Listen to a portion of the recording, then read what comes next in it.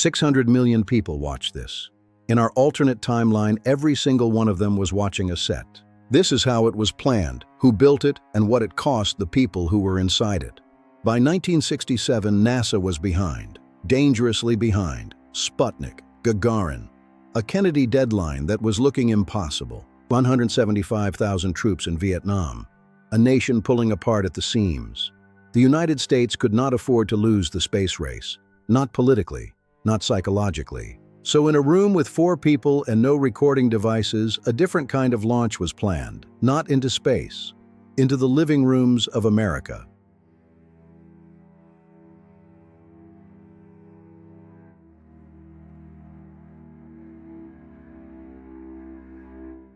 A contract was drawn up through a production company called Stellar Frame Associates, registered in Burbank, absent from every public business registry. The director they hired had just proved he could make audiences believe things that weren't there. His name remains sealed in this timeline. But Stage 9, a converted Mojave facility, 6 months of construction, surface material sourced from Iceland, a lighting rig built to simulate a sun 93 million miles away. That part left a paper trail. 3 contractors, 14 invoices, all routed through defense, all marked routine maintenance.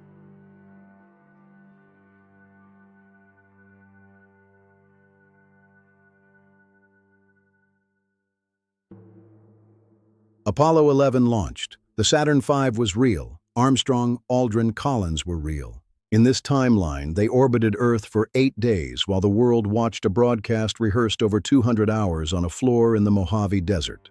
The director built the imperfections in deliberately. Too crisp, too steady, and it reads as studio immediately. So, grain, drift, a 1.3-second transmission delay, shadow inconsistencies left in on purpose. The flag wire sewn slightly loose so it rippled on planting. They almost reshot it. In the end, they decided the ripple made it feel more real. They left it in. 3 engineers at Langley saw the rehearsal tape. Wrong shadow angles, a backdrop seam, a clapperboard in frame at 14 minutes 32 seconds.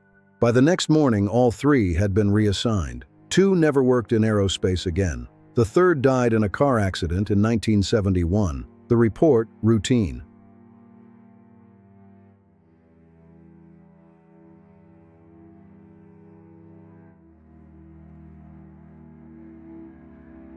Operation Moonset succeeded beyond every projection. The world believed. The Soviets, who knew, chose silence. Exposing the hoax meant admitting they'd been beaten to a fabrication. The tapes, all 45 original broadcast reels, were ordered destroyed in 1973. Most were erased and reused. 4 went missing before processing. Their location has never been confirmed. The director flew to Geneva the morning after the broadcast. He never worked in film again.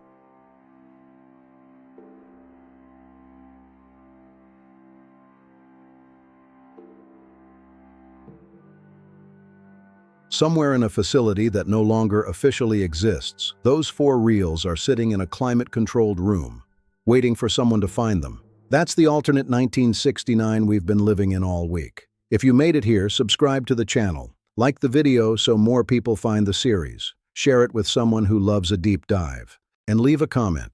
Which character in this timeline do you think knew the most and said the least? I read every single one.